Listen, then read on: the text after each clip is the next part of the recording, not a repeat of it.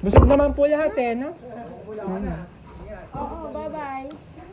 Thank you po.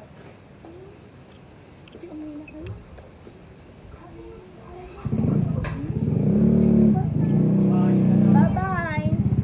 Ay, yung alamang ko. Ay, wala. Eri pala yung malabon eh. Diyos ko.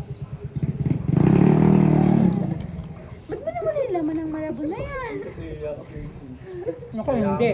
Pera ko yan, 250. Dapat nasa tanya lang ngayon yung pagkain. Ito po, nagrili lang. Eri po, ganito po yung sitwasyon. Ito po, akin na ito. Eri po, iniwan po naming puno. Puno yan. Siguro mga Puno. 3 portion lang po yung nakuha. Hindi ka naman si Ipa. Ngayon po, eto na nga natira. Tsaka yung mansa ng palabok. Anong bang mararamdaman mo? Kung alamang po namin, puno. O yan, ganyan